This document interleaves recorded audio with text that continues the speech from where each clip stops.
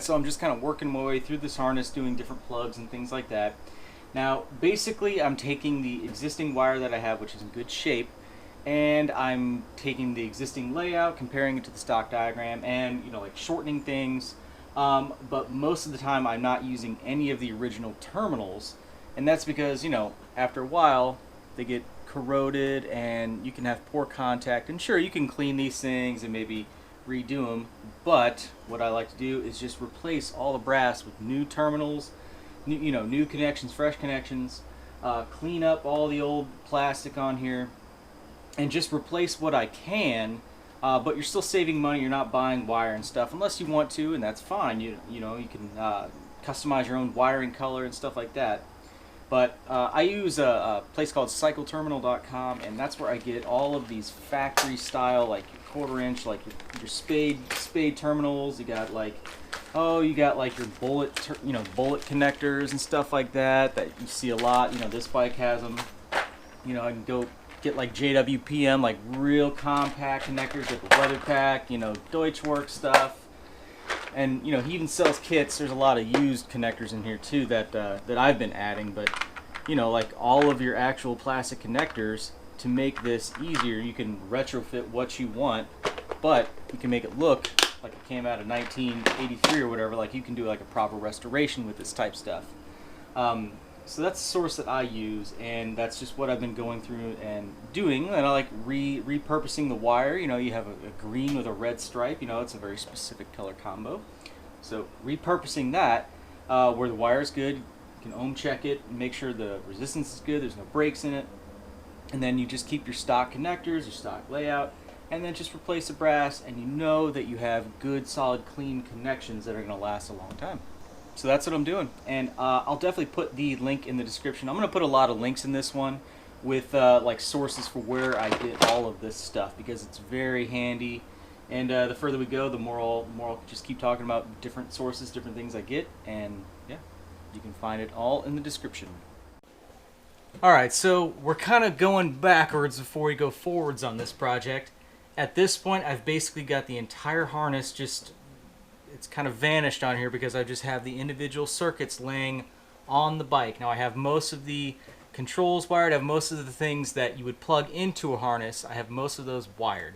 But real quick, I wanted to show you just basically how to de-pin harnesses, because what I'm doing, I know I'm not going to reuse basically any of the brass. I'm going to go ahead and replace those, because the odds of me having this plug and this plug being the exact same spot on a completely reorganized bike are like, there's no chance of that. So the mistake I see a lot of people make is they just see a harness section and they don't know you can undo these, and they clip the whole bundle. And then after that, to repair that, I see a lot of people that just put butt connectors in them. And I understand sometimes you got to do what you got to do, but there's an easier way. So this is just a modified flat blade. I have ground all 4 sides to make this very thin, and it's a very strong screwdriver, so that's why I specifically use this one.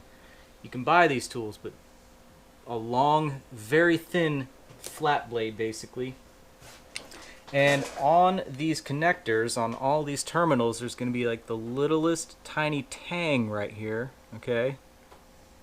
And that is flipped up, obviously, and what that is doing is catching a little relief basically within all of these connectors. So if you look at your connector housing, try to make this visible, there's going to be a spot on the top where you can go and reach above the terminal, okay? And what you're doing is you're pushing on top of that little tang, and you don't want to go getting crazy in here, but a little bit of force, a little twisting, and then you pull at the same time, and you can get these out. Okay, and that's with no damage. Now, let's say sometimes you might go to put them back in, and this one happened to lock in, but that tang was pushed down, so it might not be locked in there as securely. So you want to make sure you're keeping an eye on that. And what you can do if you're reusing the terminal, just make sure you bend that tang back up a little bit, just to give yourself a little added protection. Whenever you go to feed these back in here, you can hear the positive click. Okay, You can hear that click, and that thing's in there securely. But you get used to this. I've done this tens of millions of times, so I can I kind of know what to feel for. But you know, whether it be a regular like 1/4-inch blade style connector, like on a big one like that, they all operate basically the same way. And other harnesses are going to have maybe like a circular type, like a triple pin relief, and those are even more complicated. But if you look at like Deutschwerk connectors and stuff like that, a lot of those just use a basic little tang that you undo. So get a little flat blade, modify it, and have it as a dedicated tool for this, or go buy yourself some. I'm going to link, as I said, I'm going to have a bunch of links in here, and at cycleterminal.com you can get these tools. So go pick yourself up some and get to work. Alright, now looking on the bike, I just started cleaning and laying out just individual harness like circuit sections, just breaking everything down by wire color, taking everything out of the harness, and then just taking like a rag with acetone or electronics cleaner, and then just wiping every wire down and making it look clean. Then you can continuity test it, look at your, make sure there's no excessive ohms or resistance from one end to the other, making sure there's no breaks in them. But what I've done so far is I've been working on harness sections on the bike. So like I've redone my controls with Nymex Lume. I've deleted a couple circuits within this for like a daytime running light, and this is off a CB500X. I'll show you this whenever I get the other control in, why I'm using these. But just working on modifying stuff, cleaning it up, getting it to length. I didn't have to add any length on this, which was nice. And yeah, just kind of getting everything laid out on the bike, kind of getting my initial routing planned. So I have my harness sections coming up from this side, as you saw, and they're looping underneath this section here, and then I'm going to try to put all my plugs in this general area, and that's where my goal is going to be. So once I have everything kind of on the bike that needs to be on the bike, then I can worry about connecting it, and that's going to be the interesting part. So for now, it's just kind of a lot of laying stuff out loosely and determining what you need. And then you can worry about kind of like harvesting the wires that you need and trimming stuff back, putting terminals on, making the connections. We'll get to that. Alright, so next thing that I want to work on here on this bike is the ignition side of things. And basically this is the entire ignition system, or the entire ignition harness for the bike. So we have two spark units. Those are here. And it doesn't matter, like the spark units themselves, there's no difference. Just the orientation of the wire is going to dictate which one's which. So you can just plug them in as they fit. But these things, all they do is they share two sets of common wires. So they're going to have a ground signal into the harness, and then these are the power circuits. And these just neck down to one, that travels up, and then that's just going to send power to your coils, okay? And then that has another branch right there, and then this wire right here, your black with your white stripe, this is just going to be receiving that 12 volts through your kill switch. And ultimately through your ignition switch. So this is what powers the entire ignition system right here. So one wire sends power to both the coils and the spark units. And then down here, this is the section of harness that comes from the pickup down in the engine. So this is what determines the timing. So that's why you can't really screw this up as long as you don't confuse your pins. As you saw, I put some black heat shrink on that section of harness so I know which one's which here, so I can just pin it correctly. And that's all we have to do. So what I plan to do next, I'm going to just go ahead and depin these the green section here, the ground. I'll remake those in some TXL wire with a nice splice, and then we'll just have a single ground output. And from there, all I have to do is shorten up this section, because our spark units and the coils are like this far apart instead of this far apart. So that's all we got to do. I'm going to get to work.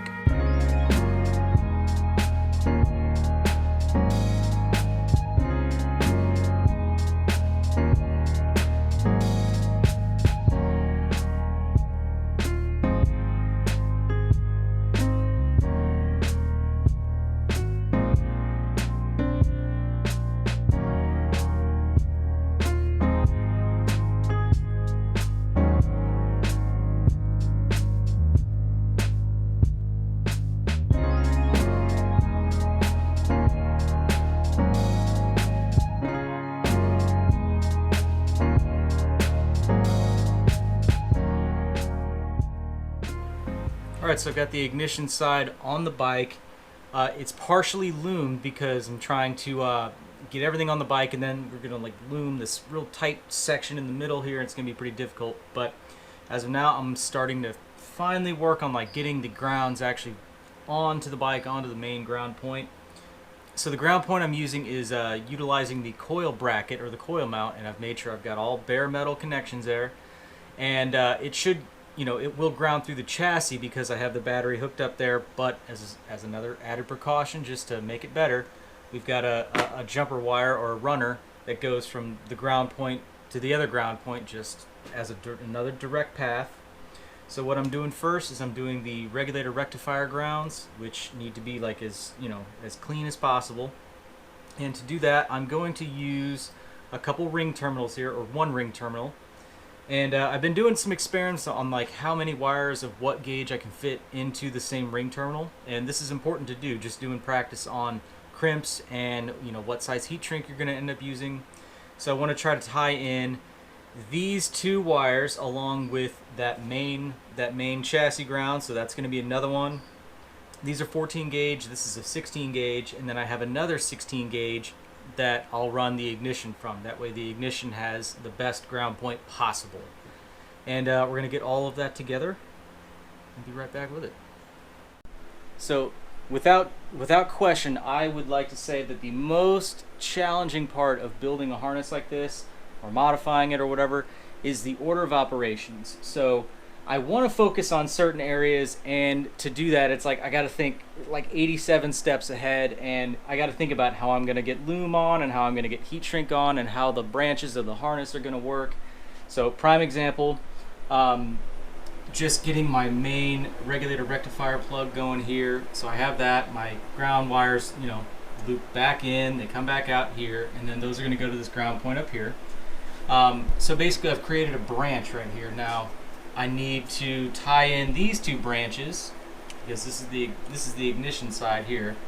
So what I want to do now is, before I go any further on this, I want to take a piece of heat shrink, stuff it in here along this little branch, okay, and then that's going to extend out, maybe bring it out to here or something, and then that'll allow me to put heat shrink over that on these two branches and tie those together like that. Okay, it just gets like it just gets a little insane, but we're making progress. It's starting to turn into a harness. So this is going to be for this is my neutral signal, and then from there I have to wire in my diode, which is going to be for the starter solenoid, and I'll explain that here in a little bit because that has to do with the gauge. That's why you need a diode. And then we're just going to start tying stuff in. So this is just going to go to my oil pressure light. We have our fan plug here. The ignition switch is the other end's over here. I'm actually going to redo this. I'm going to put a little heavier gauge wire on the two outputs, so just to make myself feel more comfortable. But that's going to branch off probably about right here into the ignition switch plug, and I might do a couple branches, like let's say for the fan plug and whatnot. But like I said, 87 steps ahead, but we're going to get there. So I'm going to go ahead, do a little piece of heat shrink there, kind of turn that into a dedicated branch, and then it's going to start looking a lot more like a harness. Alright, so we're moving from the back to the front of the bike. We're getting a couple branches made. It's starting to look really good. And the next kind of challenge I have to approach is the starter solenoid circuit slash the neutral light. Okay, now this wire right here, it's a green with a red wire. This is the ground side for the starter solenoid, and once this sees ground path through either your clutch switch or your neutral switch, then, you know, once you're hitting the button, then that's going to create the pathway and allow the starter solenoid to collapse and the starter motor to turn. Okay. Within this circuit there is a diode, and basically a diode is a one-way valve that allows current to flow through it in one direction but not the other. Now basically the reason behind this on this particular circuit is because of that neutral light. Now you have to have power to power that light, and you're also going to have power coming from the bars down to the starter solenoid. So basically this is going to be wired in just the color codes you see here, and what this allows is for current to flow out of this, or create a pathway, current to flow through that in this direction and then back out through this wire, and this is going to be going to the actual neutral switch down here. Now I'm going to tee this off, and this is also going to run up to the neutral light on the gauge, so on the actual light for the neutral signal. Now if you don't have the diode in here, basically you're going to have two power circuits acting on this right here, and it could cause a funky, it could cause a short, or it could cause a funky signal like your starter solenoid just running. If it's seeing ground path within this circuit, that can get complicated. So every time the bike is in neutral, it's automatically just going to be going, and yeah, that wouldn't be good. So anyway, I'm going to repin the diode here. I'm going to just put a new blade terminal right here, and then this one I'm going to tee into two of these color wires. One's going to go to the front, the other one's running to the back, and we'll be done. Alright, so this morning I'm back on the bike and I'm working on the horn circuit, turn signal circuit, brake lights, that kind of thing. So with this, I actually don't need a whole lot of current, being that I'm using like an LED strip, LED turn signal, so very low current draw, very low current demands. And whenever you get this stuff, it comes with a lot of like tiny little wires and stuff like that. So from a previous project, I've showcased these. I'm just using some JWPM connectors, which are really small, and these are actually kind of common, it seems like, on some aftermarket gauges. But that's what I'm using for the turn signals. So the turn signals and the taillight being the LED strip that it is. But anyway, yeah, JWPM. These are really tight. They're weatherproof connectors, and using a nice set of ratcheting crimpers and stuff like that. So just a cool, clean system. I really like. So the turn signals, the horn, and the brake light are all ran off of the same power system. So I'm basically running everything in regards to that particular circuit. So I'm running some stuff up to the bars, running some stuff to the rear, and we're just going to get it figured out. But just trying to break it down by one singular circuit at a time, and that just makes it easier for me. Breaking it down piece by piece, you don't shove the whole pizza in your face, you go one piece at a time. Whew. Okay, we're going to call it a day. It's Sunday, and I'm going to go ride this thing. But made progress. I went from a nice, clean, organized thing to a flying spaghetti monster, which is progress. Ugh. So anyway, what I've been doing here is just kind of determining the branch and stuff like that, and I'm going to end up having to kind of undo this and then do like heat shrink and wrap and whatnot. But this is just kind of helping me get the layout, making sure I have enough grounds and powers going to wherever I need, and then separating everything to the left, right bar controls as well as the fuse blocks. So, whew. Getting it done though. I really can't go further because I'm waiting on a right bar control here. You can see I have the left one on here, and these are from a CB500X, so the Honda Dual Sport, like a 2015 I believe, and I've rewired them. And I originally was planning on using the stock controls in this thing, but I had a little oversight. These bars, the way the stock throttle housing works, the cable has a hard metal bend that comes out of the bottom. It wasn't going to work. There's not going to be enough clearance. And the most cost-effective route was going to actually be to use some new controls along with those corresponding throttle cables, which are going to end up coming forward and around. So I should be able to clear this master cylinder, and worst case scenario, I can just like, kind of trim off that little mirror mount there and we'll be good to go. But, I have to wait for that to arrive, and we'll be in business then. So once that shows up, I can rewire it, do a corresponding loom here, and then I can work on redoing the fuse block ties there, and then we'll just start putting stuff together. Final. Pretty scary, but we're gonna get there.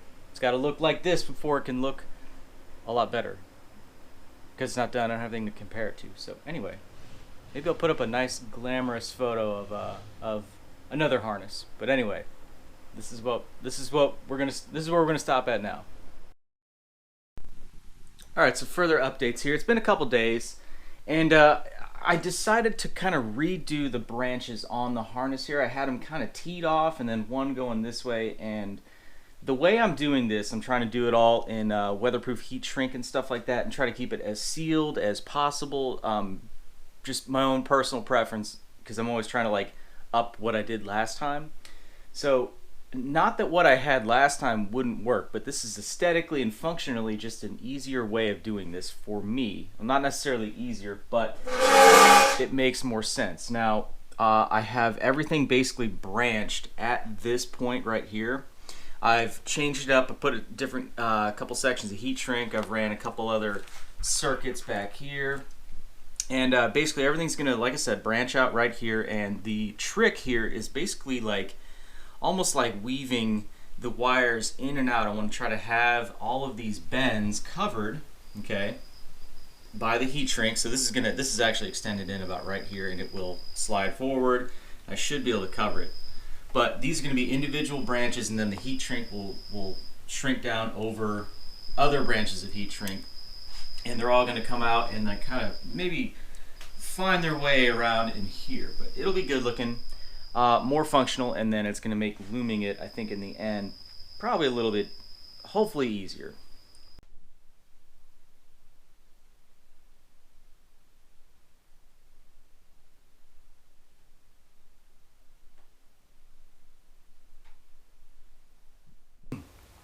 Alright guys, that's going to do it for part 2 of the wiring harness build on the GL650.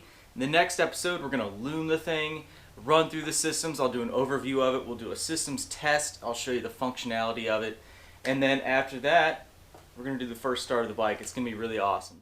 I appreciate you guys sticking around for these videos.